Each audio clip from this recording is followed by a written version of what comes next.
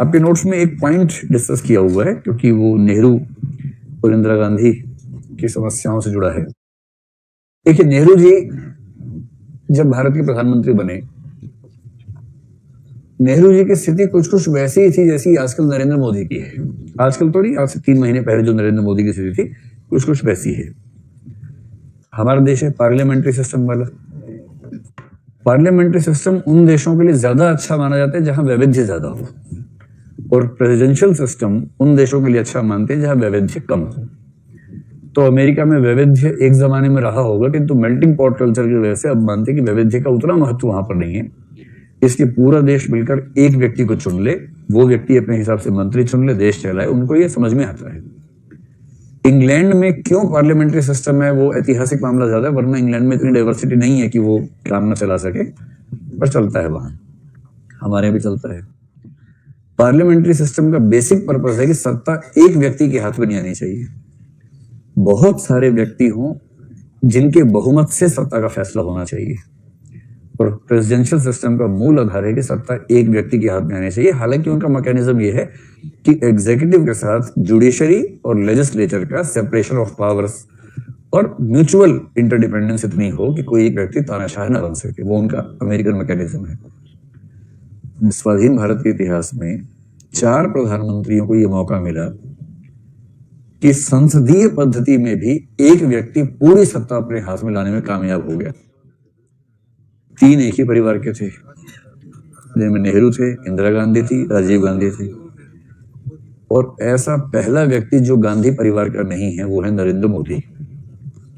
इसलिए इसको बोलते हैं prime ministerial form of government, जो इंग्लैंड में भी आजकल दिखती है, लंबे समय से दिख रही है। जब मार्गरेट थैचर थी इंग्लैंड की प्रधानमंत्री, इंदिरा गांधी की समकक्ष थी, दोनों सहेलियां भी थी, तो उस समय भी लगता था कि पूरा इंग्लिश कॉन्स्टिट्यूशन थैचर के हाथ में। वहां तो दिक्कत ये भी ना, वहां राष्ट्रपति या जो राजा है उसे तो पावर है नहीं। 1688 से 2019 तक ये हो गए कितने, लगभग 331 साल हो गए। 331 सालों में एक बार भी ऐसा नहीं हुआ कि किसी मंत्री ने कोई सिफारिश भेजी हो और राजा ने साइन न किया हो। पुनर्विचार भी नहीं करवा सकता है, यहाँ तो पुनर्विचार का ऑप्शन है बहुत सारा। ना किसी बिल पे पुनर्विचार करवा सकता है, ना किसी सिफारिश पे कर सकता है, ना किसी ऑर्डर पे कर सकता है। जो मंत्री ने भेज दिया उसे चुपचाप साइन करना है, उसकी इतनी ही हैसियत है इंग्लैंड में इस समय। राष्ट्रपति है नहीं, सुप्रीम कोर्ट वहां था ही नहीं, अभी 9 साल पहले तो था ही नहीं, अब जाके बनाया है, किंतु उसकी वैल्यू कुछ नहीं है, क्योंकि सुप्रीम कोर्ट के जजेस हाउस ऑफ लॉर्ड्स के मेंबर हैं। संसद के मेंबर सुप्रीम कोर्ट के जज होते हैं वहां पर। हाउस ऑफ लॉर्ड्स की अपनी हैसियत क्या है, विधान परिषद जैसी है। हाउस ऑफ कॉमन्स ने बिल पास किया, उनको भेजा, वहां साइन नहीं हुआ, फिर से पास कर दिया, फाइनल हो गया। अगर हाउस ऑफ कॉमन्स किसी बिल को 2 बार पास कर दे तो हाउस ऑफ लॉर्ड्स को बाईपास कर सकता है। सारी शक्ति हाउस ऑफ कॉमन्स के पास है, और वहां स्पेशल मेजोरिटी है ही नहीं, क्योंकि लिखित संविधान है नहीं उनके पास। लिखित संविधान नहीं है, इसलिए संविधान संशोधन नहीं होता है। वहां हर एक्ट संविधान संशोधन के कद का है, और एक ही मेजोरिटी है, सिंपल मेजोरिटी। वहां स्पेशल मेजोरिटी नाम की चीज नहीं है इंग्लैंड के संविधान में, केवल सिंपल मेजोरिटी। और इसका मतलब ये होगा कि जो व्यक्ति वहां का प्रधानमंत्री है, जिसके पास हाउस ऑफ कॉमन्स में मेजोरिटी है, वो किसी भी दिन वहां के संविधान को चेंज कर सकता है। इसलिए इंग्लैंड का हर प्रधानमंत्री वहां के संविधान का नियंता हो जाता है। ये इंग्लैंड के संविधान की समस्या है। भारत में इतनी ताकत अर्जित करना आसान नहीं है किसी के लिए। वो वही कर सकता है जिसके पास लोकसभा में कम से कम 2/3 बहुमत हो, राज्यसभा में भी 2/3 बहुमत हो, और कम से कम आधे राज्यों के विधानमंडलों में सामान्य बहुमत हो। जिसके पास इतना बहुमत है वो भारत के सिस्टम में राजा बन सकता है, और इतनी ताकत नेहरू के पास थी।